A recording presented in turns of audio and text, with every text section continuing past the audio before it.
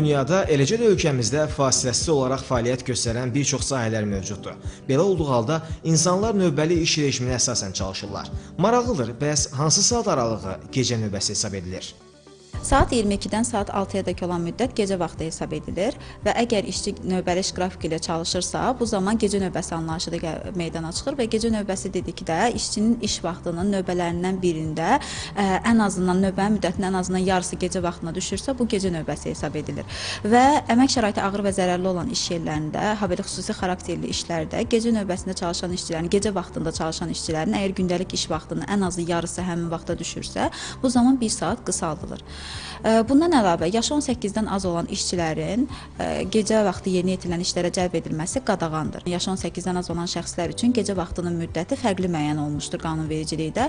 Həmin şəxslər üçün müddət axşam saat 20-dən səhər saat 7-yə dək olan müddət hesab olunur. Gecə növbəsinə işə götürülməklə bağlı bir neçə maraqlı nüans da var. Məsələn, bəzi kateqoriya insanlar var ki, onların gecə saatlarında əmək fəaliyyəti ilə məşğul olması ya qəti qadağandır, ya da ki, həmin şəxsin yazılı razılığı ilə mümkündür.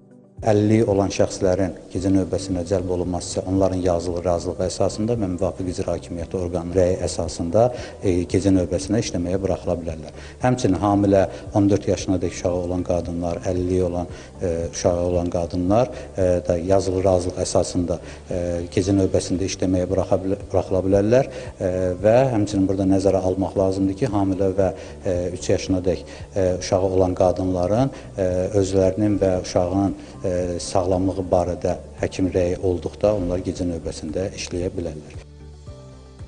Gecə növbəsində fəaliyyət göstərənlər üçün müəyyən güzəştlər də nəzərdə tutulur. Bu zaman işin hər saatına görə işçiyə onun saatlıq tarif maaşının 20%, çox növbəli iş rejiminin gecə növbəsində işin hər saatına görə isə işçinin saatlıq tarif maaşının 40% həddində əlavə məvacib ödənilir. Amma xarici ölkələrdə bu proseslər bir qədər fərqli formada həyata keçirilir. Dünya səviyyəsində onlar istirahətə çox diqqət edirlər və çalışırlar ki, gecə növbəsində xüsusilə çox şəxsləri işə cəlb etməsinlər. Xüsusilə tək anaları, tək ataları, 40 yaş üzəri və ya 60 yaş üzəri şəxslər gecə növbəsinə cəlb olunmurlar. Sağlamlığında xüsusi problemlər olan şəxslər cəlb olunmurlar. Həmçinin birinci, ikinci qrup əlilliyi olan şəxslər də dünya üzrə 8 yaşına dək olan, övladı olan valideynlər gecə növbəsində işləyə bilməz. Bəzən şəxsi işə götürən zaman sahibkar sözü gedən qaydalara ya qismən, ya da ümumiyyətlə əməl etmir.